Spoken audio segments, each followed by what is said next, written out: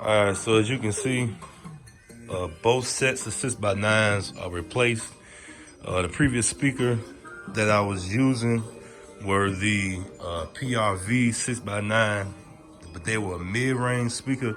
So the difference between these and the PRVs is that PRV was a mid-range. These are a full-range 6x9. So it gives me that mid bass that I'm looking for. Like I said, the PRVs were good. The highs were, were good. Clarity was good. It's just they lacked the mid bass that I was looking for. So those are replaced. All the wiring on the bike is still A1. Like I said, except for that RCA that was loose up front. So now what I'm gonna do is I'm gonna retune the whole bike, lowers, the fairing, super tweeters, and the saddlebags. Get that sound that I'm looking for. Y'all see.